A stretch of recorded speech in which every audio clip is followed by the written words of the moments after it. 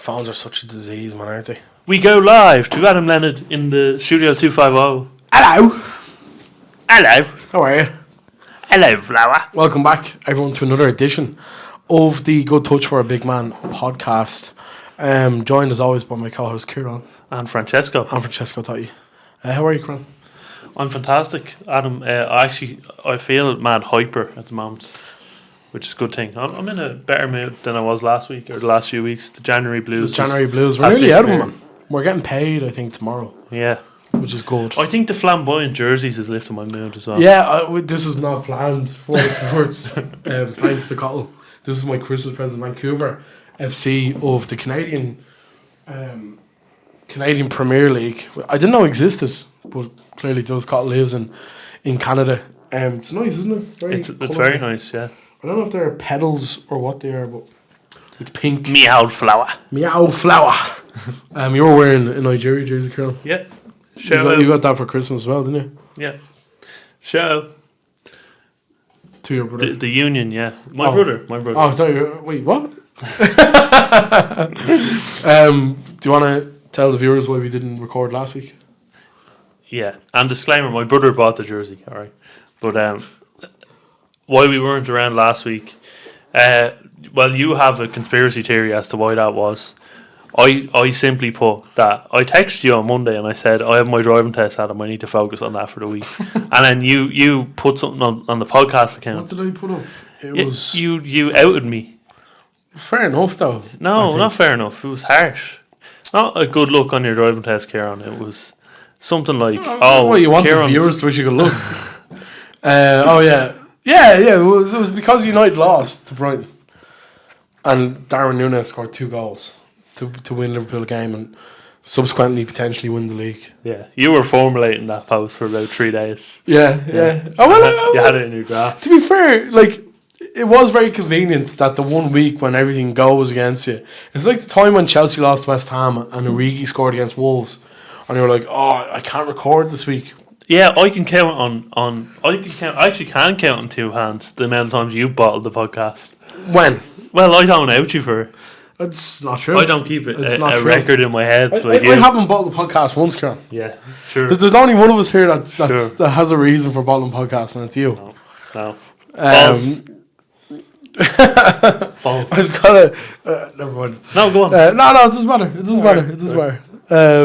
But yeah, that's why there was no podcast last week, because Darwin Núñez came on net twice against Brentford. We won't talk about that game, obviously, because what you just did.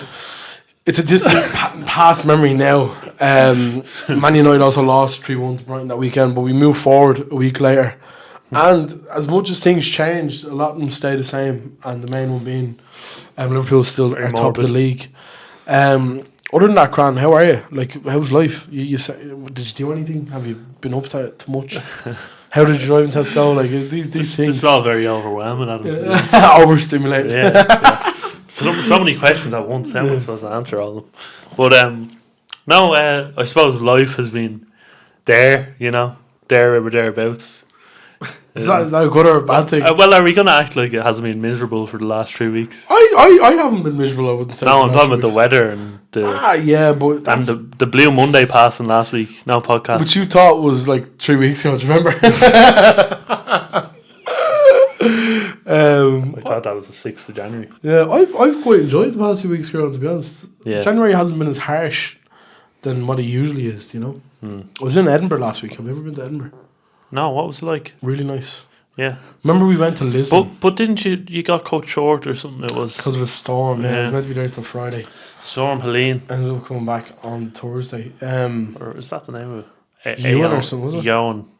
It was bad though, wasn't it? To be fair, like, what the hell? Shout out to all the people who aren't listening to this because they have no electricity, and we shouldn't be laughing at that could be a generalized thing. I seen because people around the world with no electricity who haven't got access to YouTube or Spotify. I seen an article that before you came, I was looking at like the Journal or RTE or something, and it was like people saying, if this happened in Dublin, there'd be outrage. And I was half thinking to myself, that mentality is the exact reason you're cursed with bad weather. It's because you're blaming it on Dublin again. Do me a favour. You're so anti-establishment, aren't you? Or anti-establishment, I suppose, Kieran. You are the establishment that says that over again. It's a game within a game. The Matrix. God. Yeah, but Edinburgh, Kieran, it's up there with my favourite cities I've been in. Lisbon would be my favourite one we've been to. But Edinburgh was really, really nice. Yeah.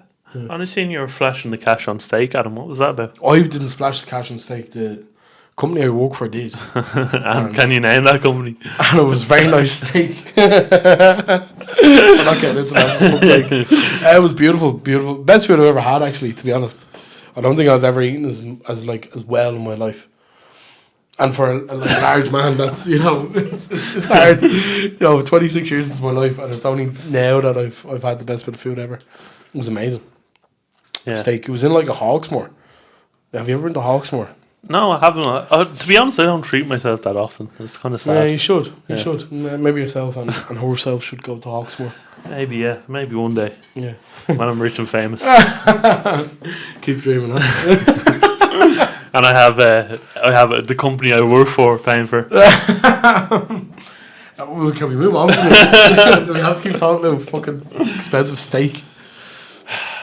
I think at one stage I was saying to you, you should go and watch our friend Warren's game for Hibs there. Yeah, on Saturday. Yeah, I thought you were going to get stranded over there, but yeah. But that was the belief at one point. Yeah. I'd have texted Warren, to try and fucking make my way to the game. But I don't think it would have perspired that way, unfortunately. But what's your thoughts on more football related? What's your thoughts on the Jota Kyogo swap deal? That's interesting, isn't it?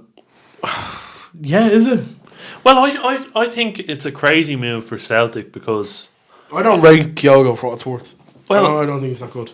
Regardless, he's been very prolific for them. He scored a lot of goals for them.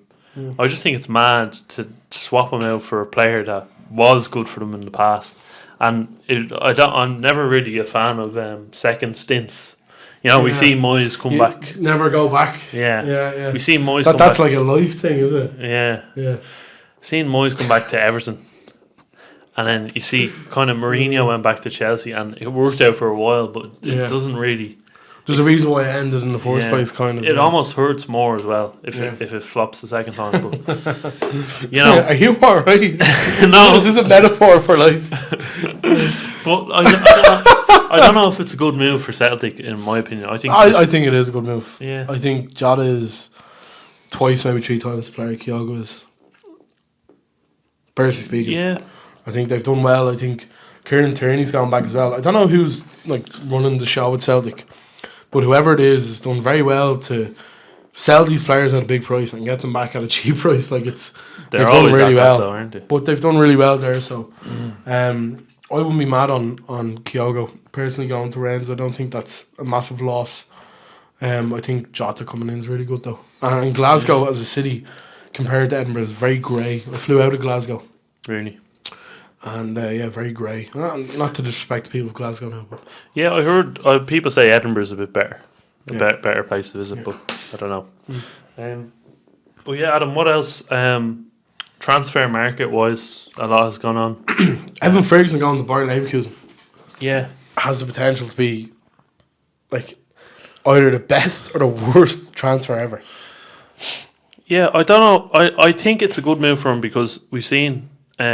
I think with European squads especially, they tend to give the player more of a run out if they sign him.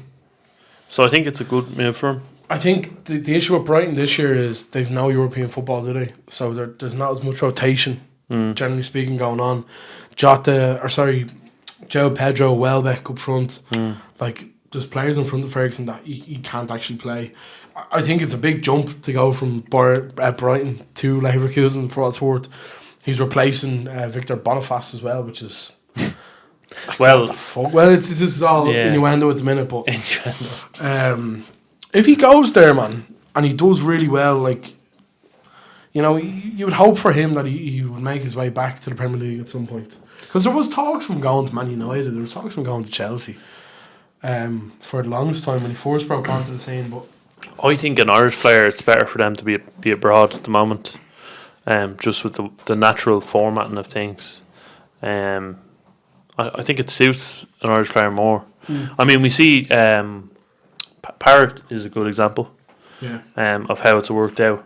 Now, I don't know, there's probably other examples as well that are a bit more low-key, but he's doing very well for Alkmaar. And he did rubbish in the Championship, so it's interesting because he's playing Europa League now. And I don't know. I think I don't know if that's a great barometer to go past. Like I don't. He scored the winner against Roma last week. I don't think the Dutch league's of very much quality. What about the Serie A? They beat a Serie A team last week. Yeah, but he's playing in the Eredivisie. But they beat a Serie A. No, I know, yeah, but he's playing. He didn't beat Francesco, Totti, but like I remember people talking about United when Ten Hag came in and he was signed like Anthony and Tyrrell, Malacia and stuff like that. And the main factor was that the Eredivisie wasn't that good. So when Gakpo came to Liverpool, it was always a case of obviously he was going to be so good over there because the league's not great. And you know, sometimes I think when they come back, they flirt to deceive. Like I'd be very interested in if Parrott was to come back to the Premier League or the Championship, how he would do, because I would imagine he wouldn't do great. But you can't diminish what he's been doing for them over there, I suppose.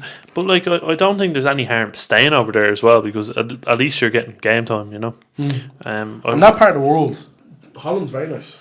Yeah, we like the Dutch. Yeah, they're calling out for players as well, I think. I suppose Man City have been active, Kieran. Man City, Khusonov, Marmoush, and Khusonov of Uzbekistan. He had a stinker in the first half. Oh my god, man, he had a bad game, didn't he? He wasn't great. Do you know what? I think he was nervous. I don't think he's that bad. I think he's just like, I've never seen a player misplace 5 passes in a row. He didn't pass it to his own teammate for 15 minutes, which is crazy. But I think he grew into the game though, didn't he? Like he makes a few good blocks as well. Amidst all this madness. I think Marmoush is probably the bigger of the two signings. He looks quick. He looks really good. He looks really he looks very kind of what's the word I'm looking for? You're saying quick. I'm trying to think of a word. He looks very sharp. You know what I mean? He looks, you know, sometimes when a player comes in during the season, it's obviously he wanted to come in fully fit and they're coming into a new system, etc. I think he's gonna fit like a glove. I think he looked really good. And also, they were called down for a player like that with Alvarez that time, and we mentioned that at the start of the season when we were doing our preview, that City hadn't really put any money in, you know, and they didn't really replace Alvarez. Oscar Bob's on the way back as well. Bobby. City are 12 points off Liverpool. Liverpool with a game in hand. Can they? They need all 15 wins. I think 45 points puts them 86 points. But I don't think that's enough. There's only 15 games left. I think there's only 15 game weeks. Well, Liverpool have 16 because of the game in hand, but yeah. But I think Liverpool will get to 91 surely, 92. I think. Yeah, you'd imagine at the rate they're going at now. Yeah, they would. Yeah. What did you think of Chelsea? We were just chatting before and kind of saying Chelsea could go off the boil. I thought they were really bad, man. Yeah, and I think it fills me with a bit of concern because there's a disjointing thing now where they're not scoring goals and the defence isn't good. So when they're not scoring goals, the flaws in the defence and at the back are being exposed more. Yeah. And I do find it really concerning as well. You look at Chelsea's best performances at the start of the season. Enzo Fernandez wasn't even playing, and Lavia and Caicedo were the partnership, and Gusto was playing right back. I don't understand why the manager all of a sudden stops playing Gusto. It was Reece James playing in his place though. Reece James just came back, but Caicedo was playing right back. So he's doing that weird thing where he inverts people, and I wouldn't be a fan of that personally. I think it's a load of nonsense. I thought Chelsea were doing all right with that though for the longest time. No, they weren't winning any games. But since he started, like obviously he was inverting Gusto, but since he started playing an unnatural right back, Caicedo or even Reece James was okay the first 2 games he came back. The other day he looked off the pace, and he was getting bullied by Marmoush, I think. For pace especially. So I find it concerning, that disjointment, and how bad Sanchez is ridiculous. And it's really shown in times like this. Like, it's shown, but it's really painful how he keeps playing him. It's as if there's a dying dog, and you have the choice to put it out of his misery, or instead you put a knife through its stomach and just put it through misery, and the manager is literally putting a knife through Chelsea fans' stomach playing Sanchez, just putting us through misery for no reason. what a weird metaphor. I know, yeah. Why did I make that analogy? Yeah. Strange. What a strange person I am. I thought Chelsea were really, really poor, man. And I don't think Man City are that much better at the minute. I think Man City are still off the boil. I see you smiling at him because I think it's Man City's worst team in years. It's not. It's not. It's Man City's worst team in years. We were chatting. The fact that they're fourth suggests that. We were chatting. That, We were chatting about this earlier, and Man City have done this in the past where they started slow, but they haven't started slow. They started shit, man. Shit, yeah. But they've done it in the past where they started slow the first 6-7 games, and they came out and they win. But this time's different. Obviously, they've started really, really badly. How are they buying these players as well? By the way, like they're just. I showed you a stat earlier because Rory said this is the worst Man City team, and he'd be right. And I said, well, actually, statistically, they're the most informed team in the league, which is based off what metric? Correct. Based on the last 5 games, they're the most informed team in the league. Is that a good metric to go by? They're top of the form table. They literally lost last week. They didn't. They did. They lost to PSG in the Champions League. There you go. Yeah, they didn't lose in the league though. They're the most informed team in the league. So you're telling me that Liverpool, for example, haven't lost in any of the last 5 games, have won 4 and drawn 1, compared to Man City's 3 wins, 1 draw, and 1 loss. 4 wins. 5 games. No, 5 games, all competitions. How does that make Man City a more informed team? Well, we're not talking about all competitions. We're talking about the league. Yeah, but that's kind of an irrelevant metric. Well, I just said the most informed team in the league, so how is it irrelevant? But they play other competitions as well. But we're chatting about the league. Yes. Because I said most informed team in the league format. The most informed team in the league are Liverpool. No, they're not. If you're basing off a 5 Premier League game metric, it's ridiculous. Why is it ridiculous? Because they play other competitions as well. It's like Arsenal fans at the end of the year going, we would have won the league if the league started in January. But it didn't. It's not like saying that though. It is. Because they'll be chatting about the league and that's in the last 5 games that Man City have played, they've lost 1 and drawn 1 and won 3. The last 5 games Liverpool have played, they've won 4 and drawn 1. So how does that They've won 4 and drawn 1. Yeah. Against who? Against who? The draw was against Nottingham Forest. That's terrible. Is it though? How? Well, it's not most informed team in league form, is it? Yeah, but Man City lost to PSG last week. Yeah, but that PSG team are top of the league on. PSG team's also not great. Well, you say that, but they're top of the league on. And apparently Luis Enrique's turned the ship over there as well. Turn the ship backwards. The League again is not a good metric to go by. Well, you say that, but 2 League teams were in the top 8 of the Champions League for 6 games. And who's top of the Champions League? Who's top of the Champions League? Liverpool. And there you go. Well, so my case is closed. Well, I'm not wearing Liverpool pajamas, and I don't have Liverpool. I'm actually wearing Vancouver FC of the Canadian Premier League. Well, I don't have Liverpool duvet covers either. I don't. Pillow covers. I don't either. There's other teams out in the league. I just think it's wrong. It's wrong for you to say Man City are more informed than Liverpool when in this correct. It's not actually correct. It is in this 5-game metric that you've made up in your head. No, I haven't. You have made literally the 5-game metric. What does that suggest though? The last 5 games. What does that suggest though? That's what it suggests. It suggests nothing. Okay. Man City have lost a game more recently than Liverpool have in all competitions. And probably in the Premier League as well, I'd imagine. No, not in the Premier League. Liverpool have lost 1 game in the Premier League this season.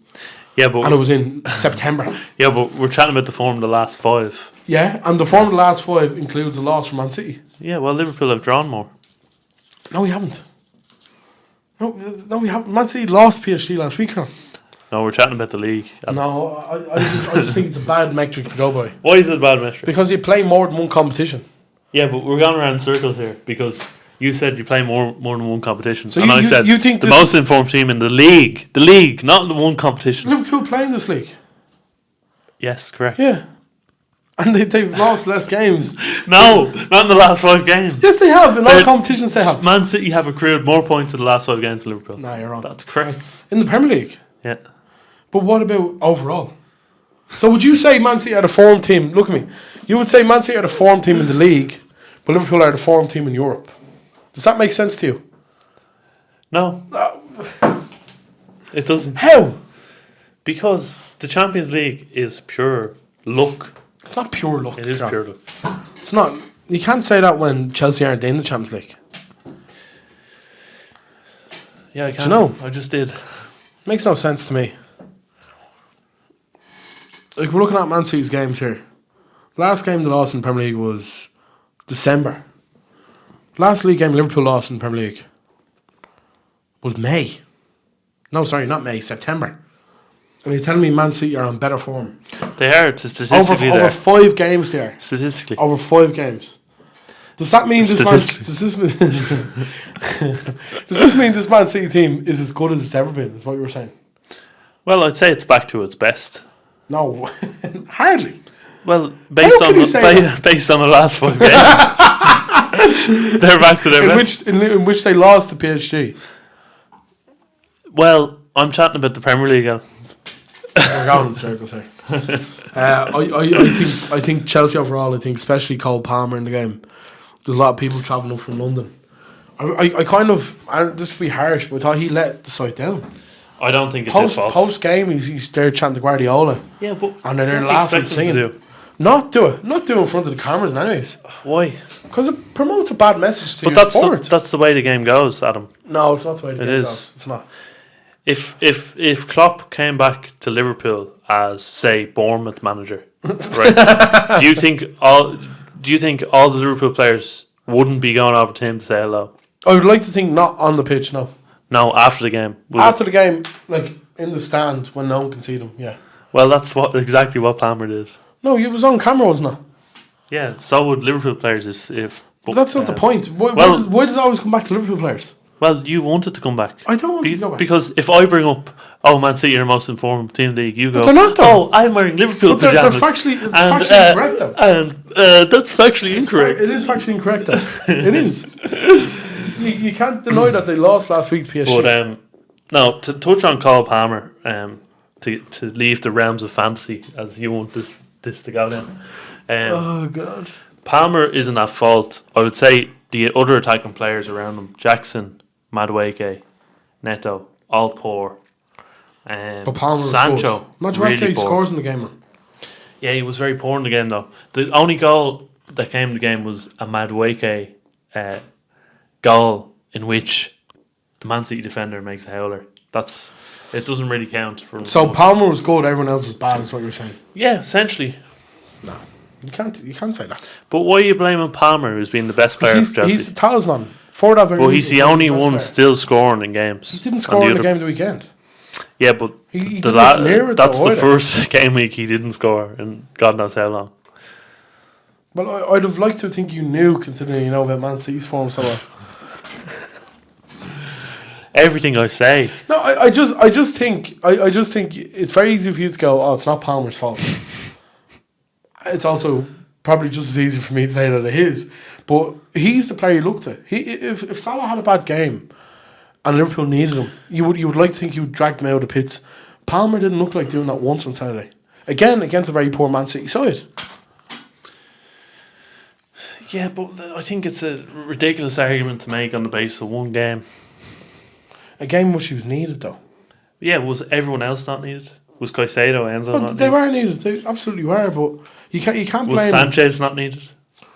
Sanchez is needed to leave. That's what you need him to do. Yeah, and if he doesn't make the 2 mistakes, we're not talking about Palmer here. We're talking about Chelsea win the game. You think you win the game? If Sanchez doesn't make the 2 mistakes, what gives you that suggestion, though? Because we were good in the first half. Yeah. Up until a point in which Sanchez makes a mistake and costs us the game. But, I think there's a lot more problems at the back than there is with Cole Palmer. I think in games where the attack's not scoring, you need your defence to be Do you solid. think Chelsea are finishing top 4 still? I think it's under more jeopardy. I'd worry about Bournemouth. I'd worry about Newcastle. Especially Bournemouth. Bournemouth look really, really, really good. Yeah. They just look formidable. It's That was some win the weekend. yeah. Was it 5-0? 5-0 against Forrest. And the week before as well, beating Newcastle 3-1 away. Yeah, Big results. but it's strange, really. It came relatively out of the blue, I would say. Well, you've been a bit of an Iriola hater for a long time, haven't you? Is this a witch hunt? It feels like a witch hunt tonight. No. You have. And considering Bournemouth are rising up the table without a recognised striker. Unal and Evan Nielsen, both out injured. Tavernier coming back from injury. He's done extremely well for a manager without a recognised striker. And a dusty way of play, I think is how you described it before. When did I say this? Many a time. This yeah, many a time. I don't have to be director. Well, I think he's being heavily backed, and you'd expect this level of performance from the players you signed. Huijsen, how do you pronounce that? Huijsen is a very good centre back. Very, very good centre back. Kepa in goal. They're paying a ridiculous amount of money for his salary. Kluivert, bloody hell, fantastic player. How does a club like Bournemouth get Kluivert? Investigate it, please. Semenyo's a great player. Is Kluivert that good? Or has he just gone on a good run of form? I think it's a bit of both. I think maybe he's very confident at the moment. Yeah, I would say that. I think he's 12 goals this season.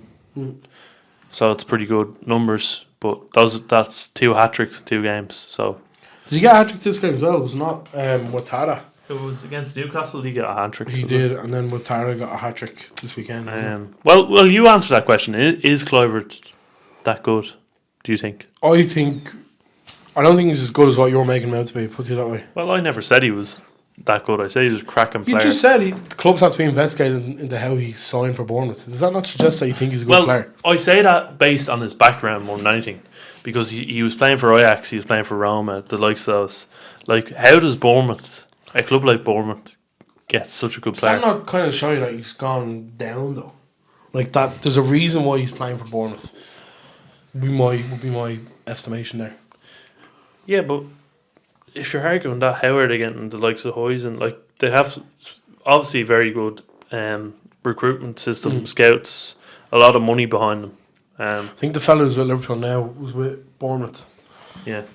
And he's moved over to Liverpool. And I think he brought in Huijsen. And Iriola, man, Spanish. Like, that would help the fact, you know. But when you have that amount of backing and good background in the ownership, I think you're expected to do well. Have they spent that much money though? They spent a lot of money, I think. I'm checking now. And to be honest with you, Jeez, Evan Nielsen for 35 million, something else. To be honest with you, Huijsen 15 million, yeah. You look at Arsenal and Arteta and how much money they're getting pumped into them yet to win the trophy. You know, they have a very tidy squad. I'm looking at it here. It's a really nice little squad they have, and there's still players out injured, which I think is like, you're looking at their injuries here. They're missing Adam Smith. They're missing James Hill, whoever that is. Araujo, Sensei, Scott, Unal, Evan Nielsen, Sinistera. Like, they're missing like some of their starters there, like especially Evan Nielsen up front. Like, I think Iriola's doing a fantastic job.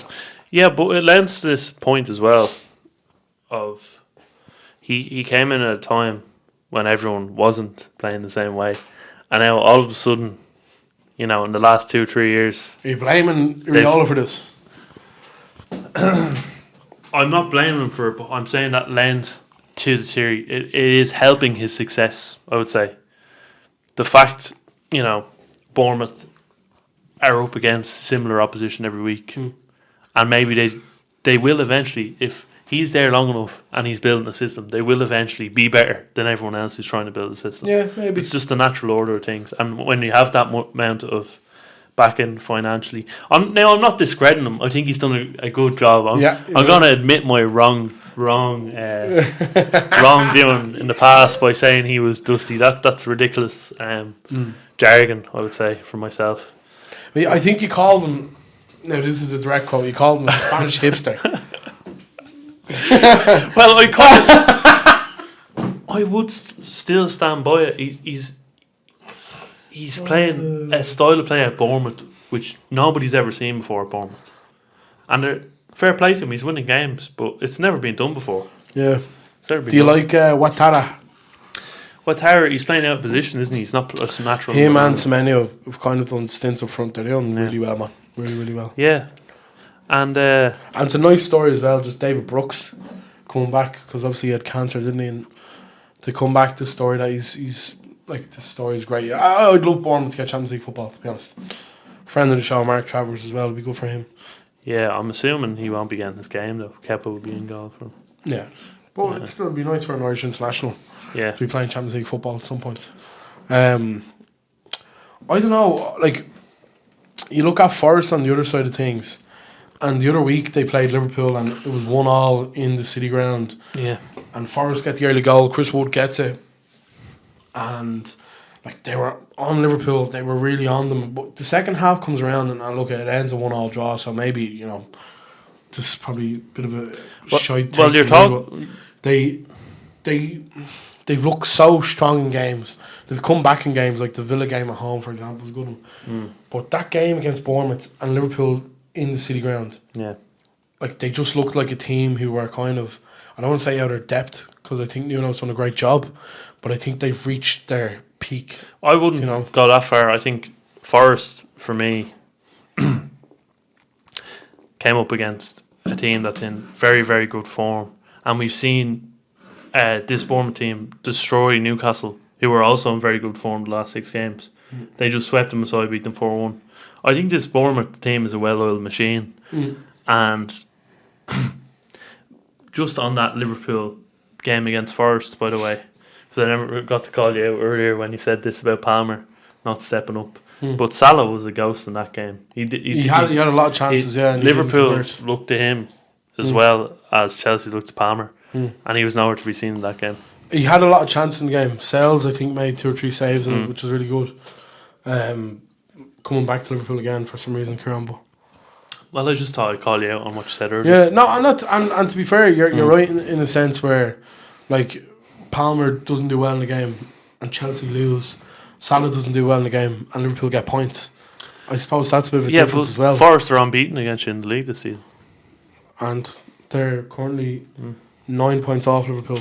Liverpool have a game in hand, and they've just been beaten 5-0 the weekend. I'm really pointing it out. I know, but I don't understand why you're pointing it out. I'm pointing it out because you said something nonsensical about Palmer earlier, and I'm just pointing out that just because Salah didn't show up in one game, it's not the end of the world, because Liverpool are still top of the league. So I'm making a point that what you said about Palmer is a load of bollocks. That's what essentially Palmer didn't step up, and Chelsea are 6th in one game. But what? Mate, you lost 2 away to Ipswich the week. He scored in that game. And did you lose or win? Against Ipswich? I think it was 2-0 against Ipswich. Yeah. So he scored. How did he score in that game if he's lost 2-0? Well, you're pointing out the one game he didn't score in. The other ones he did lose. You just said he scored in that game. He scored against Bournemouth.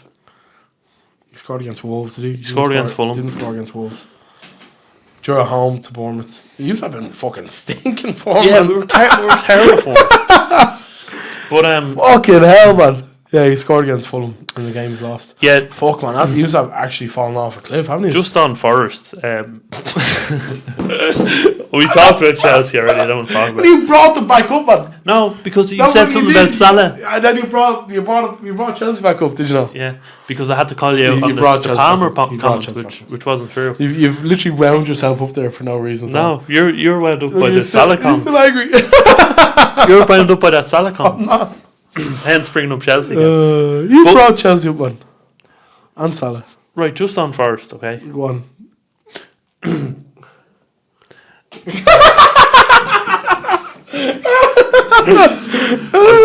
chatting about Forrest. Oh, God. Where do Chelsea play Forrest? Let's find out.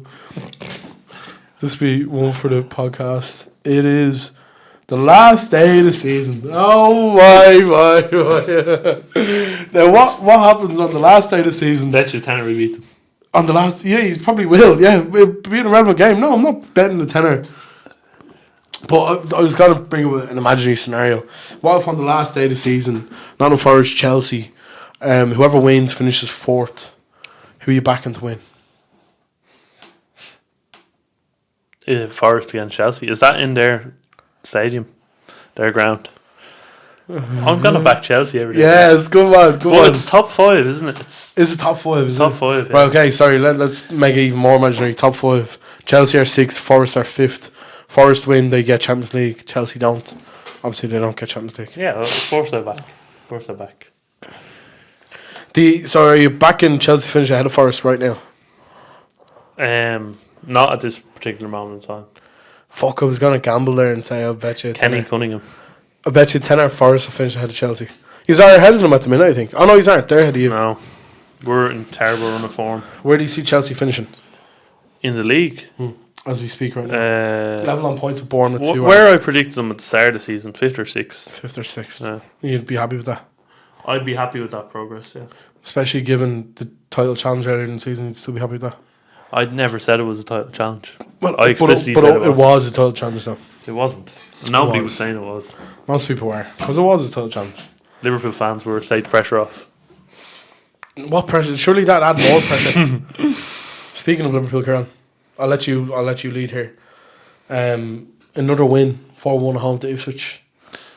You were happy with that, I imagine. Yeah, I mean, I kind of numb to Liverpool winning. They play kind of the same brand of football every week. You know, a winning brand. Well, just kind of they just win every week. You get bored of Liverpool winning, don't you? That's you never get bored. Well, of course you don't, but other people do get bored of Liverpool winning. Is that not the whole point of football, though? You're not supposed to enjoy Liverpool winning. I'm not supposed to enjoy anything, Adam. Are you depressed or something? They were good though. To be fair, the Ipswich didn't really offer a lot. The same Ipswich side that beat Chelsea through the week.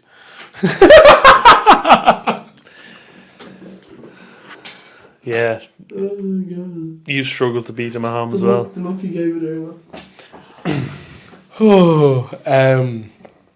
Yeah, Cody Gakpo, Kieran, has more goals for Liverpool now than Luis Diaz.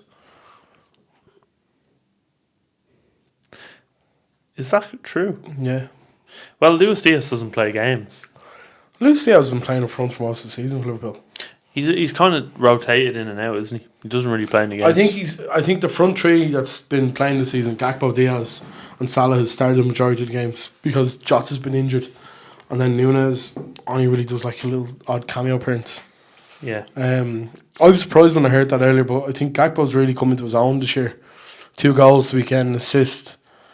I think if Liverpool do go on to win this league, they have a lot of credit to give. Are to you Gakpo. willing to make the call now? Do you think you'll win the league at this moment in time? Are you willing to say we will win the league? I said last Christmas, 2023, when I was drunk in McGowan, so Liverpool would win the league, and then we didn't. I think barring like an absolute kind of derailing of sorts for Liverpool, they should be winning the league. But like barring a disaster, you would fancy Liverpool to win the league. Yeah. So you're going to call it. We're playing Bournemouth on Saturday, which Bournemouth are unbeaten in 21 games, I think. Like that's 21. I think it's 21. Yeah. 21. I think I seen Fabrizio Romano tweeting it earlier. Hipster. I don't think it's going to be as easy a game. Oh, it's going to be a very hard game. As what people may think. I still would fancy Liverpool to win. Don't get me wrong. At 12 games. I got my numbers mixed up. I think the weekend will be difficult. Be more difficult than going to like Stamford Bridge at the minute. You know, like Bournemouth are really playing some good football. Do you know? And sorry, to get back to the question, do I think Liverpool win the league? Yeah, probably. There's a high probability of them winning the league right now. I'm looking at Arsenal. Can Arsenal do it? Probably not. Chelsea's title challenge is over. Forest, they won't sustain it. Man City are the ones I'm looking at now, Kieran. They were 12 points off Liverpool. Liverpool with a game in hand. You were talking about the most informed team in the country. I still think Arsenal have a chance. Yeah, they're kind of lingering, aren't they? Yeah, I wouldn't rule them out. And we joke about them a lot as being bottlers, Yeah. but I wouldn't rule just with their away games. That like I think they play Wolves the weekend, or they played Wolves, and I watched Chelsea Wolves the other week, and Wolves are potentially the worst team in the league. They're rubbish. They're so bad. I think Southampton are better than them. No, I just Wolves are terrible, and Cunha is lost there. He's a good player. I think he's lost there at Wolves. I think he needs to you get should out. get out, yeah, 100%. But I really do think Arsenal are threatening still. And I just seen they got Southampton on 6 points. Lewis Skelly's red card overturned at him. Did you think it was a red card?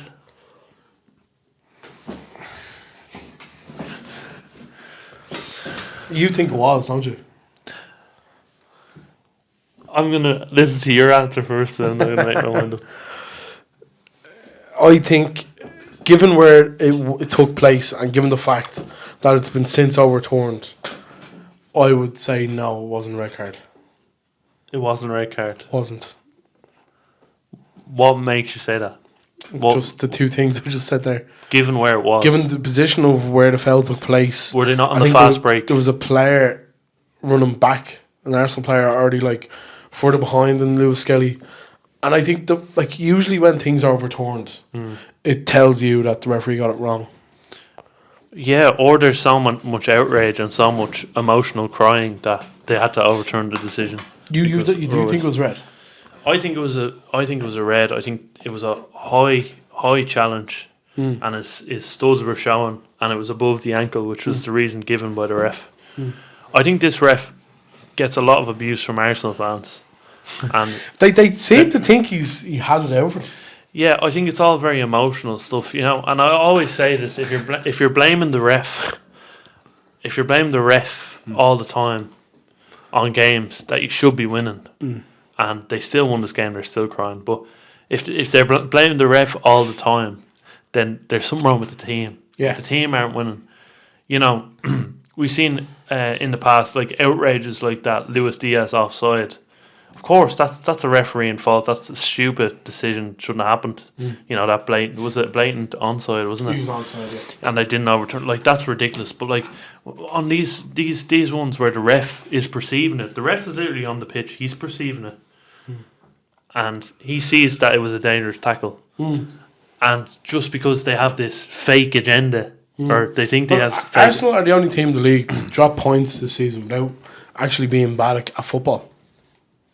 I don't know if you've noticed that. There's always a reason that they're being fucked over, or it's incredible. Like, I think the attitude of their fan base and their players as well is unbelievably bad. Whenever they get a red card, it's like, oh, we get so many red cards. Well, stop making red card offences then. Would probably be a start. Yeah, look at the basis of where you're making the red cards, you know. And the refs had been, to be fair, the refs have been consistent. That the likes of that Rice kicking the ball away, the refs have been consistent with that all season. If the player kicks the ball away, regardless of how far he kicks it, it is a yellow card, you know. And I just think these little decisions, where, as I say, the refs perceiving it in real time. We're not looking at cameras here. Yeah, he sees it as a red card decision. I think maybe the issue there from Arsenal fans is, why is VAR not intervening? I think VAR does a good job of not intervening in this scenario, where they're not seeing from the ref's perspective. I think VAR, and I've stayed consistent with this opinion, VAR should only intervene in the case of an offside, or if it's blatant foul or something like that.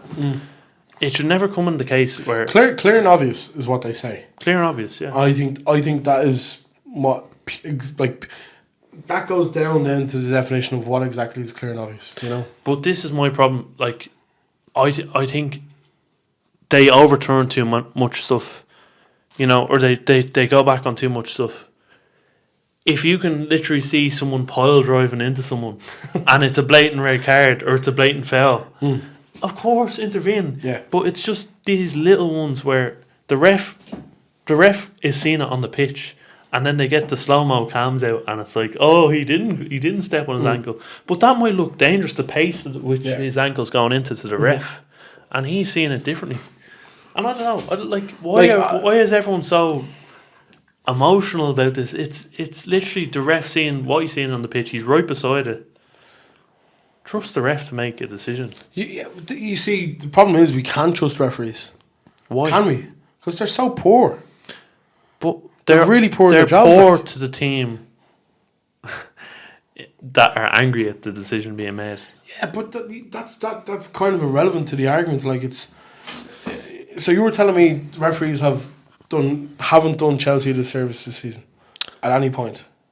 Do you know what? They probably have, but you won't see me complain about it. You 100% will. I haven't complained about it That's once. just not true. I can't remember, but you definitely have given out about referees' performance. Not this season, not you last 100% season. have. I've given up on all that. Because they're against Chelsea anyway. And oh, God. What's the point, you know? If you're good enough to win the game, you win it without the referee. That's my opinion. I do get your argument to an extent, but I also believe that, like, it's not a red card, Grant. And I think Arsenal fans have the right to be outraged by it. But you're disregarding everything I've said previously. It's the ref card. It's a red card within the referee's eyes, who's on the pitch. None of us are on the pitch refereeing the game. I know, but there's a fella sat in a box room looking at it. Yeah, a box room. What's he doing in the box room? Looking at a TV screen. Is that all he's doing? A million replays, yeah. Is he not eating a packet of Cadbury's fingers or something? Like, that's irrelevant to that fucking... Well, what's that mean? Like, my point doesn't mean the referee's made a wrong decision if he's eating a box of fingers, like...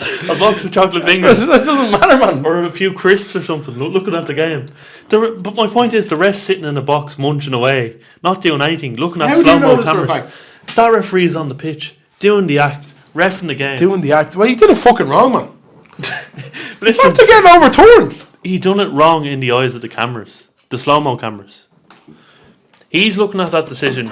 He sees it's a goal-scoring opportunity for Wolves, or the challenge is dangerous. It's above the ankle.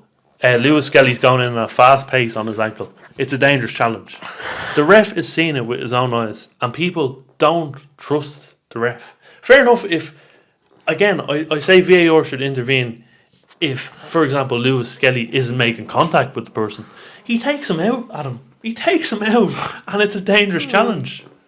And this is my problem. So you think it's a red card more for the actual, danger of the challenge? Yeah. Rather than, where it is on the pitch? I think it's a dangerous challenge. Okay. And I think the ref's seen it in that light, and he sent him off. Maybe. I think Arsenal fans are looking at it from the point of view of the referee thinks he's the last man when he's not. He's clearly not the last man. It's so far up the other end of the pitch. He stands on his ankle. Yeah, it's not great, but I don't think it's a red card. We've seen worse. We've seen players get away with worse. Yeah, I mean, I just think it's pointless whenever a ref makes a decision like that. It's pointless complaining about it. Mm. Like, don't get me wrong. You believe what you want to believe. Fair enough. Complain on the internet, but the fact that it goes to such lengths where they're making appeals and all, just get on without the player. I can't really wrap my head around this because referees are as flimsy as they come. Right? Remember Liverpool played Chelsea in Anfield in October, and Liverpool got a penalty because Sanchez and Jones collided. Mm. Right? Mike Dean, do you know the way they bring referee in? Points like Mike Dean. Watch. Yeah, Mike Dean comes in. He's like, "Oh my God, Sanchez, he's after murdering Curtis Jones. It's a definite penalty." 2 minutes later, it's overturned by VAR. And Mike Dean's going, "Do you know what? I can see why the referee changed the decision." Like, they're so flimsy. Some of them are so really, so fucking bad, I think this is part of the problem. And it's part of the problem in the media. That the ex-refs and the refs get so much airtime. Mm. And you have ref watching all this bollocks. And you have commentators complaining about the refs. Mm. Forget about the ref. We're watching the football match. And you need a fucking ref for the football match, though. You can't forget about the referee. But at the same time, the ref's doing his bloody job. And they're doing it poorly, man, for the majority of the time. But they're doing it poorly all the time for everyone. It can't be that case. They're not that bad at their job. They're that bad, I think. I think if people stop complaining, they'd be a lot better at their job. You go into a barber, you say, "I trust you with my haircut." You know, if you trust the ref, he might actually be good at his job. But people don't trust refs. People are cynical of refs. Obviously, they're going to be mad if people are like that. I don't know if you can just turn around and say, forget about the referees. Like that's not what I'm saying. You just said that. I'm saying the amount of publicity given to them. You know, the amount of media, ref watch, all this stuff. Like, why do they have so much influence on everyone? What the ref's doing. I don't care what the ref's doing. I'm watching the football match. You know what I mean? If there's a game on in the Champions League, nobody cares about the ref. Yeah. There's all this noise about Premier League referees, and it just gets too much. I'm sick of it. I don't know about you. I know. I am sick of the referee discourse. To be fair. Yeah, it does. It is very. And everyone, all frustrating. All the pundits have their opinions. Like even us talking about it right now. You know what I mean? But like you go on to BT, Sky, you know, you hear Mika Richards going, "Oh, I think the refs got it wrong there." Well, what about the game, Mika? You know what I mean? Analyse the bloody game. You know what I mean? Fucking hell. That's a part of the game, though, man. If he gets the decision wrong, it's a ripple effect. Well, how about you analyse the patterns of play instead? What's happening on the football pitch? I don't want to hear about the ref, for God's sake. What's the ref doing? Oh, what colour trousers is the ref wearing today? Fucking hell. Oh, God, man. We move on to get it out, will we? Moving on to get it out now. We're going to start off with Adam Fahey, who says best colour starburst. Purple. Really nice. Blackcurrant. Right. I love the green one. Oh, the green one's nice as well, yeah. Nice. Green one. Sour apple. Is it sour apple? Or lemon or something, I don't know. I don't think it's sour apple, per se. You're a sour apple. I don't know about that. I'd go with the green one. Adam Fahey says, Jesus Christ, would you rather know how you die or when? I suppose if you know how, you're going to avoid doing that action. Yeah, I think I'd rather know how. Know how? Yeah. I think I'd rather know when. At least you can fit it all in, you know?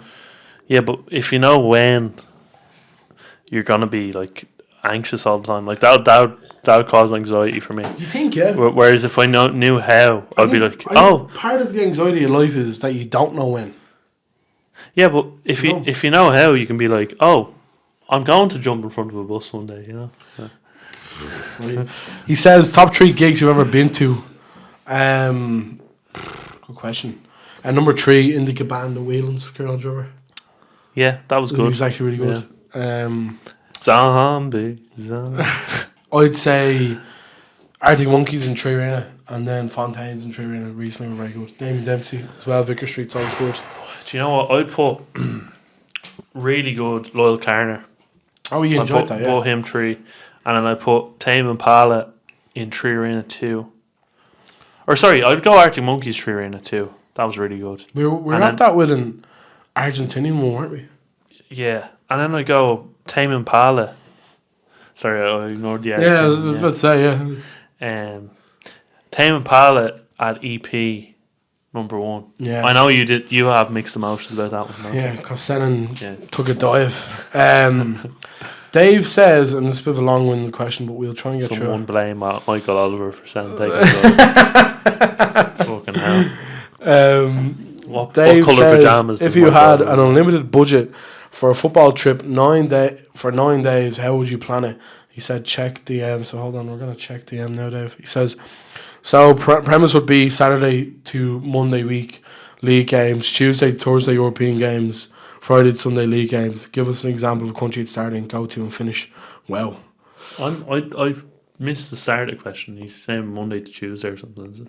So Dave wants to know, I literally said to him earlier, because he asked me this when we were having dinner.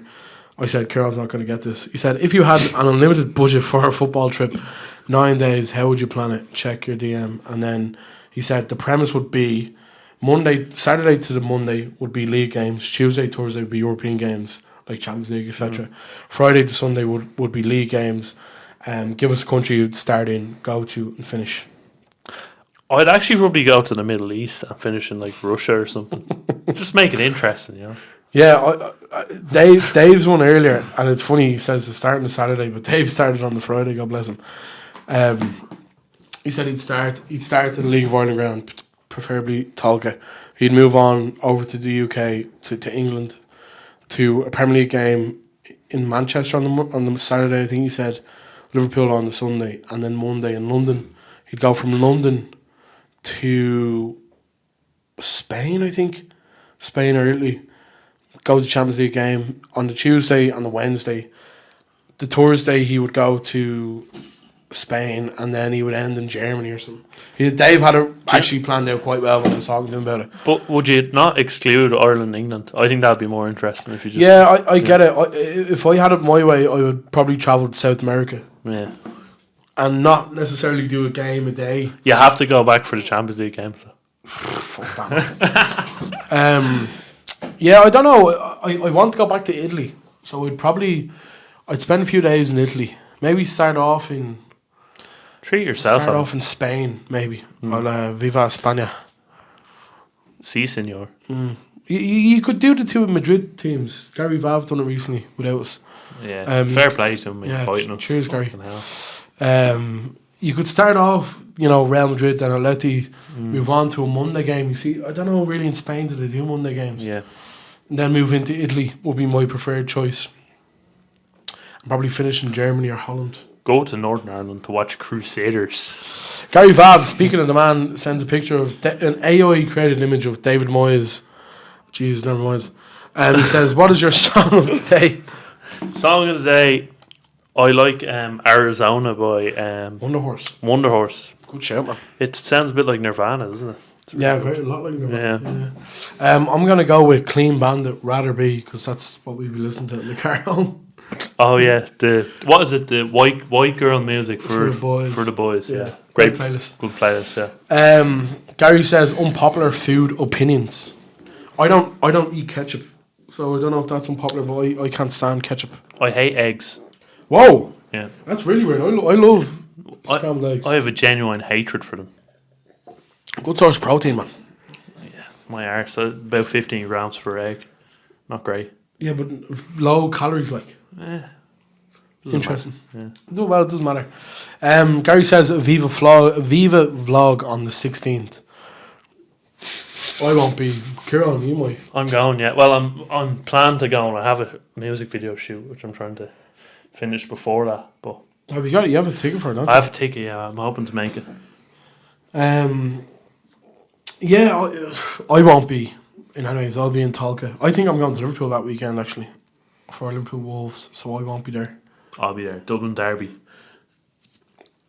Gary says cash machine 175 grand this week. Best luck to everyone entering. There you go. Do you know what, Gary? You never win. Those things are scams.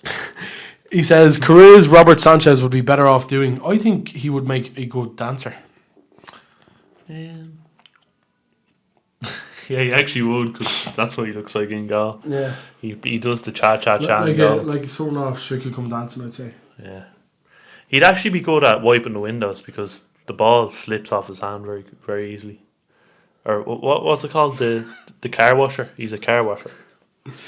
Ulton says, if a breed of dog described your favourite footballers, what would it be and why? Good question, man. My favourite footballer? Who is my favourite? I don't really like any of them. They're kind of all spoiled. They're all spoiled nowadays. They're kind of social media I think mine would be a Doberman. Dobermans are tall dogs, aren't they? Is that Nunes? No, not necessarily. Maybe you could put him in. Yeah. I think my favourite type of player is a big striker, big target man who's agile. Oh, I thought it was like a specific individual. No, it said footballers. Oh, okay, yeah. So I like Sean Boyd for Shells is my favourite striker at the minute. Yeah. Victor Gyökeres of Lisbon. Someone like him, Erling Haaland, agile, quick. Gakpo, I suppose, would be similar to that. They're my favourite type of footballers at the minute. I like a big number 9. John Duran. I like. What dog would be Gyökeres as well? I think bulldog. Someone who's strong but quick. You know. I think a Doberman is tall and agile. Yeah, there you go. Ulton says, "Are you lads allergic to anything?" Do you want to guess what I'm allergic to? I'll guess what you're allergic to. I'm allergic. Or sorry, I'm gonna guess you're allergic to dust. Dust. I am. I have got dust allergy. Yeah. You're allergic to good footballing opinions. Good footballing opinions for a big man. Dust. I'm also allergic to dust and cats. I don't have I don't know if it's a conscious allergy, but I do struggle with dust and It's unconscious, is it? animal hair. Yeah, I've never tested for it. Is the point I'm making. You sneeze in your sleep. An unconscious allergy. Ulton says, what are your favourite strange or niche football related facts? Dundee are the only team ever with an unbeaten record against Barcelona. They've won 4 games out of 4. Liverpool was founded by Protestants. Liverpool FC. Another one would probably be Shelbourne are the team with the longest unbeaten home European streak currently in the world. 14 years. Oh, Yeah. very interesting. 14 years without a loss at home in European football. If you couldn't play football professionally, what sport would you choose?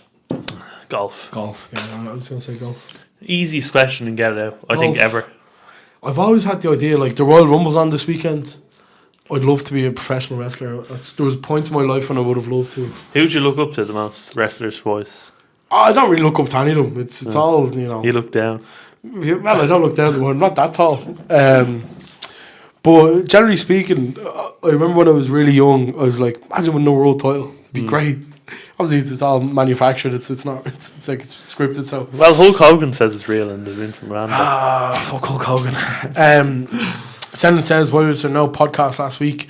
Because Kieran is afraid of Darwin Núñez. I'm actually, what am I allergic to good footballing opinions? That's why. Yeah.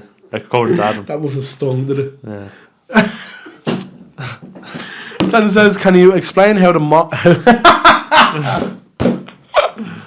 Can you explain how to mop a floor properly? Some viewers are having issues doing it right now. Poor Phil. Which one I got? I think I seen some. Phil put something on the Snapchat story. I think he was struggling with unemployment because he didn't mop the floor properly. Where was Phil working? In Australia, somewhere in a bar or something. That's why he got sacked. Yeah, he didn't mop the floor properly. I think that's what Sam's alluding to. Okay, I didn't get that in fairness. Yeah. Sendon says Champions League group stage accumulator. Right, let's do it. 18 games. 18 games. Villa Celtic.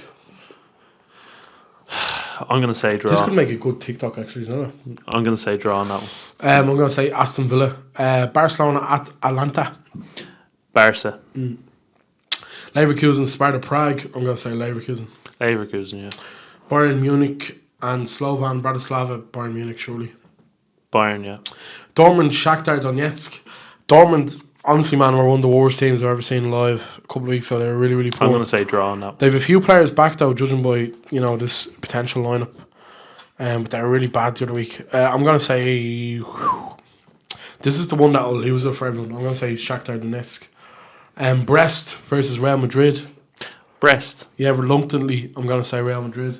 Dinamo Zagreb and AC Milan. Zagreb. I'll go AC Milan. Girona and Arsenal. Probably Arsenal, to be fair. Arsenal 2-0. Inter Monaco. Inter. Draw. Juventus Benfica. Draw. I think that was draw written all over. Juventus. Lille and Feyenoord. I'm going to say Feyenoord. I'm going to say Lille to win at home. Man City and Club Brugge. Draw. Man City. Did you see Feyenoord against Bayern last week, by the way? Yeah. Nobody said it was easy. Fireworks. PSV, Liverpool. Liverpool's squad for this, by the way. I don't know if anyone's seen this. I'll read it for you now because it's pretty funny. A lot of big hitters are left out. Liverpool squad travelling over is Endo, Núñez, Chiesa, Gakpo, Elliott, Tsimikas, Robertson, Cohn, Doherty, Mabea, McConnell, Jaros, Kelleher, Nallo, Morrison, Dans, Norris, Kwanzaa, Morton, Bradley, Davis, and what's Nayoni. that sound? That's the sound of nobody caring what Liverpool's squad is for this game. Is that true, Kieran? Yeah, it is. I think you're wrong because I think that An irrelevant Champions League game. Yeah, relevant for Liverpool because they're top of the whole thing and top of the league. But if Liverpool were to lose here and Barcelona win, Barca go top. So I think it's big in many ways. Do you think PSV will win? I think PSV have a good chance of winning that, considering Liverpool's squad. I'm going to say Liverpool 2-0. Yeah, I'm gonna go score draw. Salzburg, Atletico. I'm gonna go Atletico. Can't really back against Simeone. I'm going to go Salzburg at home. Sporting Lisbon against Bologna. Draw. Sporting CP. Sturm Graz against RB Leipzig. Sturm Graz. I'll go. Yeah, Leipzig are pretty fucking. Are they that good lately? I don't know. They're alright in the league, but they're not good in that. Only 3 points to the name. I'm gonna go Leipzig. Stuttgart PSG. PSG to win, yeah. PSG to win. Your favourite team, Young Boys and Cervena Sveda. Young Boys. Surely Young Boys, yeah. You would imagine they'd win there. That's our Champions League accumulator sending, so I hope you don't win. I hope you give up the gambling as well. I do be concerned about you sending. I'm looking through the barrel of a lens here. I hope you're okay. Yeah, I hope we're not running over time here, are we? No, we have a few more minutes. Right. Cullen says, Cran, thoughts on the graphic I sent in the other day? Is that the one that every team is playing the same? Yeah. I think, Connell, I read that in the paper, and it team style comparison. It proves my direct point speed even more. upfield, passes per sequence, slow intricate is the way down the bottom there. Forrest and Bournemouth have a fast and direct style, and Man City have a slow and intricate style. There's a lot of teams grouped in the middle there as well. Yeah. I think that group in the middle is more close than what it was 5 or 10 years ago. That's my point. They're all playing a similar style of play. But the teams you're alluding to, Forrest and Bournemouth especially, are playing completely different to those sides. I don't necessarily agree with Bournemouth now. I think What do you mean now? that graphic's from a few months ago. It's not though. It's from last week. Well, they play on a fast break, yeah. I think that's part of the reason Bournemouth beat them 5-0 might be that. But I don't know. David Mullery says, how much do you value Garnacho at? Not a lot would be more. I don't value him. I don't have a big estimation for him. That's all noise, isn't it? I don't think any of that's actually happening. I have a feeling it might, man. I think United need to sell. Ian says, thoughts on Lise Musset to Bowes. Remember Lise Musset? I remember the name. He played for Lyon, did he? Or He was Sheffield United's all-time record signing in 2019. Scored against Man United. Went on to play for Bournemouth as well, I think. Wow. He's on trial at Bowes now. Hasn't had a club since last year. He was playing for some French team, I think. It's a bit like the Andre Wisdom saga, isn't it? A small bit, yeah. He hasn't played since he played with Jesus, there's people talking about it earlier. Some shy team anyways. VfL Bochum was the last thing we played for. But yeah, he hasn't kicked the ball really since then. He was on trial with Bowes this week. I think he scored, it was today actually. Has a really bad attitude, is the rumour. I suppose considering he didn't really cut it at Bournemouth and Sheffield United. He'll be sitting in the non-corporate box in the next game. I'd be surprised if Bowes got him. No, I wouldn't, to be fair. Ian Fallon says, if Ange Postecoglou, and this is the last question thankfully, was a cafe pastry, what would he be?